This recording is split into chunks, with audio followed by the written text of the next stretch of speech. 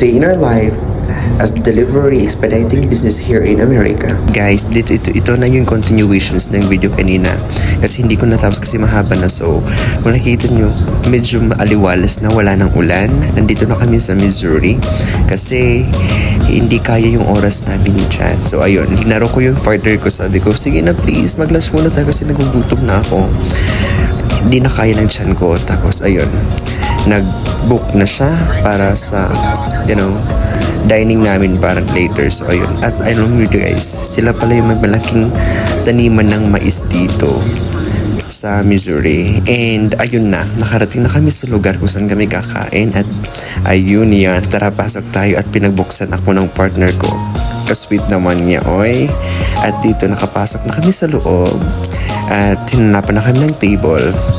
At ayun, nakahanap kami ng table and chinika-chikahan ko lang din yung partner ko. Sabi ko, kailan tayo uuwi dun sa Tulsa? Ilang oras pa ba yung pagdadrive natin para makahanap ako ng masarap na pagkain?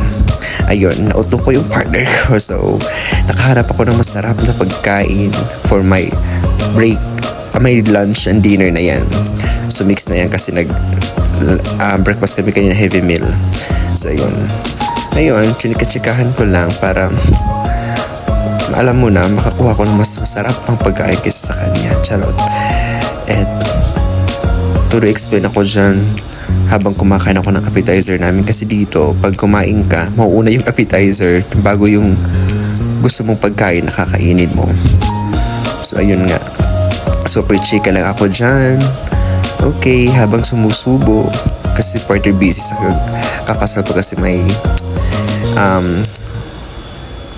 katok siya. Tapos ayun, dumating yung food ko. Grabe, ang sarap. Hawaiian chicken yan guys. At yung kay partner is steak. At ayun na nga, nagpatuloy na naman kaming mag-drive. Kasi malawak kasi yung Missouri. So, nakapunta na ako dito last time. This is my second time. So, makikita na naman ulit natin yung The Ark. Yan. Alam nyo guys, kung makapunta kayo dyan, building pala yan. So, pwede ka makapasok sa loob. Sabi ng partner ko. So, next time, baka pumasok kami dyan. At grabe, ang lalaki ng mga building nila din dito. At ang lawak. Maganda. Tapos yung mga structure din nila, like oldest pero maganda. At ayun, around na 6:30 yata yan. Grabe, nainitan ako. Tingnan yung itsura ko dyan. Ang init kasi dyan, guys. At ayun na, naabutan na kami hanggang 7. Pero, kung makikita nyo yung daan, maliwanag pa kasi may araw pa. At ayun, lumubog na ang araw, pakagandang araw. At this time, ito, gabi na, it's around 8:40. Dito na kami, papatungo na sa hotel namin. At tsadan, nandito na kami, nakarating na din kami sa hotel. Napag-stay namin for tonight.